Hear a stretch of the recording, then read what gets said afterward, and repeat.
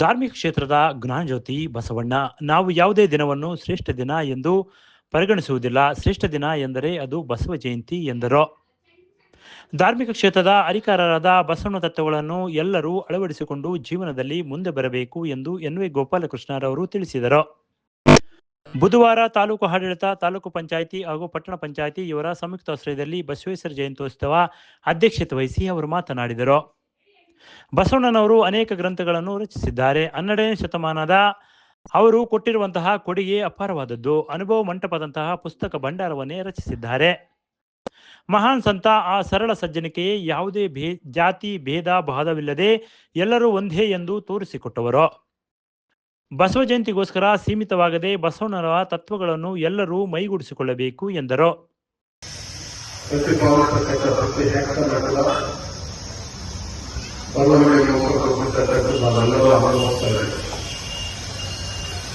ಆ ಒಂದು ಹಿನ್ನೆಲೆಯಲ್ಲಿ ನಮ್ಮ ಭಾರತದ ಬಗ್ಗೆ ಕೂಡ ಮೂಲಭೂತ ಸೌಕರ್ಯಗಳ ಅರ್ಥ ಮಾಡಿಕೊಂಡಿರ್ತಕ್ಕಂಥ ಪುಸ್ತಕ ಭಂಡಾರವನ್ನು ಕೊಟ್ಟಿರ್ತಕ್ಕಂಥ ಬಸವಣ್ಣನವರು ಕೂಡ ನಾವು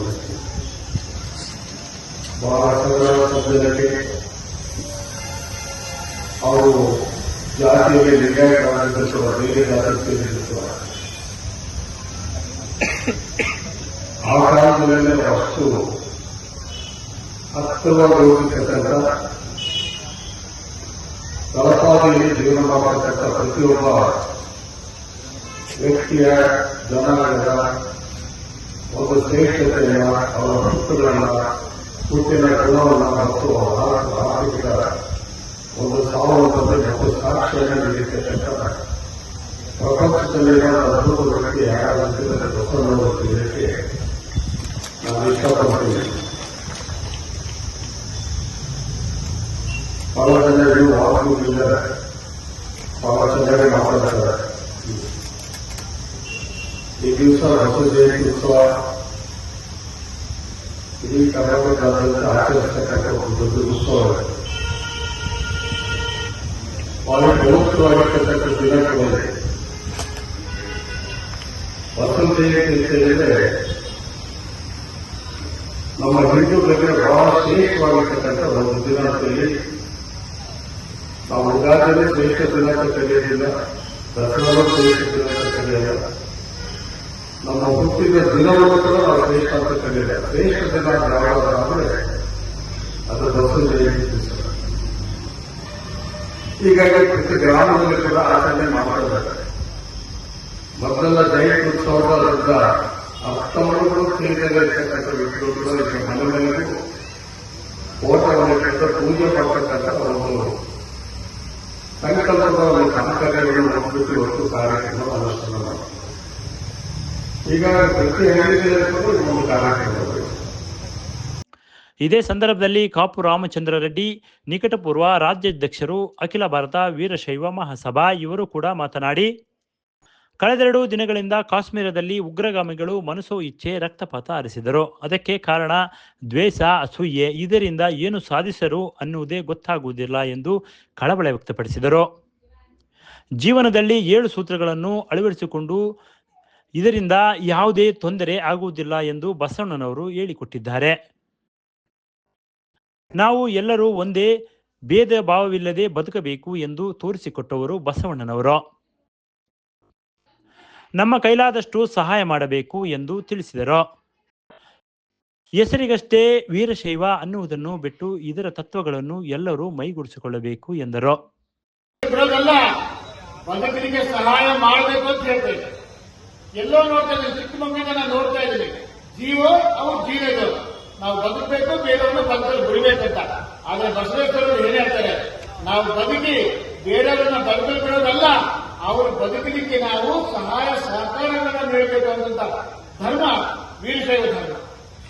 ಪ್ರತಿಯೊಬ್ಬರು ವೀರಶೈವರನ್ನು ನಾವು ಹೇಳ್ಕೊಂಡ್ರೆ ಆಗೋದಿಲ್ಲ, ನಾವು ಲಿಂಗಾಯತರಿಂದ ಹೇಳ್ಕೊಳ್ಳೋದಾಗೋದಿಲ್ಲ. ಅವರ ಒಂದು ಸಿದ್ಧಾಂತಗಳನ್ನು ನಾವು ಪಾಲಿಸಬೇಕು. ಅದರಲ್ಲಿ ಇರೋದು ಮುಖ್ಯವಾದಂಥವು 3. ಮೊದಲನೇದು ಕಾಯಕ. ಕಾಯಕವೇ ಕೈಲಾಸ. ನಾವು ದೊಡ್ಡ ಶ್ರೀಮಂತರು, ನಮ್ಮ ತಾತ ನಮಗೆ ಕೋಟ್ಯಾಂತರ ದುಡ್ಡು ಇಟ್ಟೋಗಿದ್ದಾನೆ, ನಮ್ಮ ಅಪ್ಪ ಕೋಟ್ಯಾಂತರ ಇಟ್ಟೋಗಿದ್ದಾನೆ, ನಾನು ಮನೆಯಲ್ಲಿ ತಿಂದು ತೇಗ್ತೇನೆ ಅಂದ್ರೆ ಅದು ಧರ್ಮ ಆಗೋದಿಲ್ಲ. ಎಷ್ಟೇ ಶ್ರೀಮಂತನಾಗಿದೆ ನೀನು ಕಾಯಕವನ್ನ ಮಾಡಬೇಕು. ಊಟ ಮಾಡುವಾಗ ಯೋಚನೆ ಮಾಡಬೇಕು. ಆ ತುತ್ತು ಅನ್ನವನ್ನು ತಿನ್ನಲಿಕ್ಕೆ ನಿನಗೆ ಯೋಗ್ಯತೆ ಇದೆಯಾ? ಕಾಯಕ ಮಾಡಿದ್ರೆ ಮಾತ್ರಕ್ಕೆ ನಿನಗೆ ಅನ್ನ ತಿನ್ನುವ ಹಕ್ಕು ನಿನಗಿದೆ, ಇಲ್ಲಂದ್ರೆ ಆ ಯೋಗ್ಯತೆ ನಿನಗಿಲ್ಲ. ಪ್ರತಿಯೊಬ್ಬರು ಕಾಯಕ ಮಾಡಿದ್ರೆ ಏನಾಗುತ್ತೆ? ಈಗ ಎಲ್ಲ ಎಕನಾಮಿಕ್ಸ್ ಹೋಗ್ತಾರೆ, ಅರ್ಥಶಾಸ್ತ್ರ, ಪ್ರೊಡಕ್ಟಿವಿಟಿ ಅಂತ ಹೇಳ್ತಾರೆ, ಜಿಡಿಪಿ ಅಂತ ಹೇಳ್ತಾರೆ, ಪರ್ ಕ್ಯಾಪಿಟಲ್ ಇನ್ಕಮ್ ಅಂತ ಹೇಳ್ತಾರೆ. ದೇಶ ಉದ್ಧಾರ ಆಗ್ಬೇಕಂತಾರೆ. ದೇಶ ಯಾವ ಉದ್ಧಾರ ಆಗುತ್ತೆ? ಪ್ರತಿಯೊಬ್ಬರು ಕಾಯಕ ಮಾಡಿದರೆ ಈ ದೇಶ ಉದ್ಧಾರ ಆಗುತ್ತೆ, ಪ್ರಪಂಚ ಉದ್ಧಾರ ಆಗುತ್ತೆ. ಇದಕ್ಕಿಂತ ದೊಡ್ಡ ಪ್ರಿನ್ಸಿಪಲ್ ಯಾರು ಬೇಕು?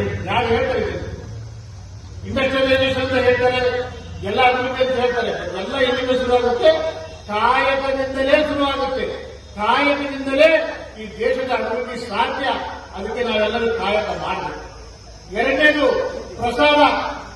ನಮ್ಮ ಕಾಯಕದ ಫಲ. ನೀನು ವ್ಯಾಪಾರ ಮಾಡು, ಕಟಿಂಗ್ ಮಾಡು, ತರಕಾರಿ ಮಾಡು, ಬೇಸಾಯ ಮಾಡು, ಕೃಷಿ ಏನು ಮಾಡಿದ್ರು ಎಲ್ಲರೂ ಕಾಯಕವೇ. ನಮ್ಮ ಕಾಯಕದ ಪ್ರತಿಫಲ ಅದುವೇ ಪ್ರಸಾದ. ನೀನು ಏನ್ ತಿನ್ಬೇಕು? ಪ್ರಸಾದವನ್ನು ಮಾತ್ರ ಸ್ವೀಕರಿಸಬೇಕು. ಅದಕ್ಕೆ ಬೇರೆ ಯಾವುದೇ ರೀತಿಯಿಂದ ನಿನಗೆ ಆದಾಯ ಬಂದರೂ ಅದು ಪ್ರಸಾದ ಆಗೋದಿಲ್ಲ. ನಿನ್ನ ಕಾಯಕದಿಂದ ಬಂದಂತದ್ದು ಮಾತ್ರ ಅದು ಪ್ರಸಾದ. ಅದನ್ನು ಮಾತ್ರ ನೀವು ಸ್ವೀಕರಿಸಬೇಕು. ಇನ್ನೊಬ್ಬರನ್ನು ಕೊಂದು, ಇನ್ನೊಬ್ಬರನ್ನು ತಂದು, ಇನ್ನೊಬ್ಬರನ್ನು ಕರ್ತವ್ಯ ಮಾಡೋದಿದ್ರೆ ಅದು ಹೊಟ್ಟೆಗೆ ನಿಮಗೆ ಹತ್ತೋದಿಲ್ಲ, ನಿಮಗೆ ಹತ್ತಿಲ್ಲ. ಅದಕ್ಕಾಗಿ ಕಾಯಕವನ್ನು ಮಾಡಬೇಕು. ಅದರ ಪ್ರತಿಫಲ ಬರುತ್ತೇನಪ್ಪ. ಈ ಸಂದರ್ಭದಲ್ಲಿ ವೀರಶೈವ ಲಿಂಗಾಯತ ಸಮಾಜದ ತಾಲೂಕು ಅಧ್ಯಕ್ಷರಾದ ಎಂಡಿ ಮಂಜುನಾಥ್, ಸೋಮಶೇಖರ ಸ್ವಾಮೀಜಿ, ಬ್ರಹ್ಮಗಿರಿ ಮಠ, ಅಶೋಕ್ ಸಿದ್ದಾಪುರ ಇವರು ಕೂಡ ತಮ್ಮ ಅನಿಸಿಕೆಗಳನ್ನು ತಿಳಿಸಿದರು. ಶ್ರೇಷ್ಠವಾದ ಧರ್ಮಚಿಂತಕರು, ಸಮಾಜದ ನಡೆಸಿಕೊಂಡರು.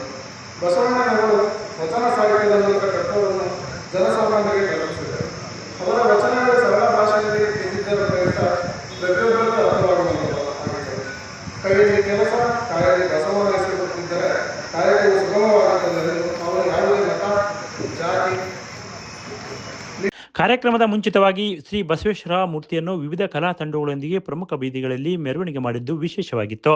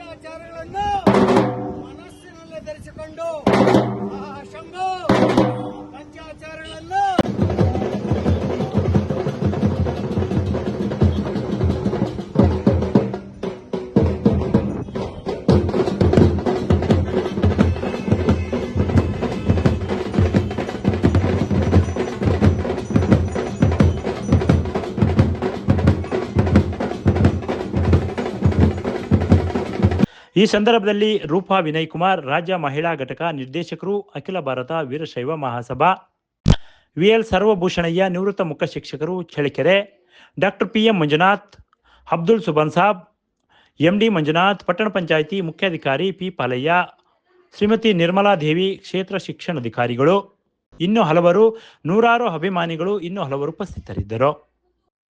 Bureau report, PM Gangadhar, Bharat Vaibhav news, Molakalmuru.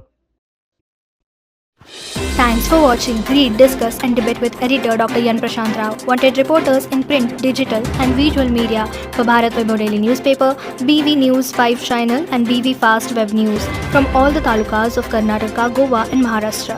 If interested, send your resume to 9019229369.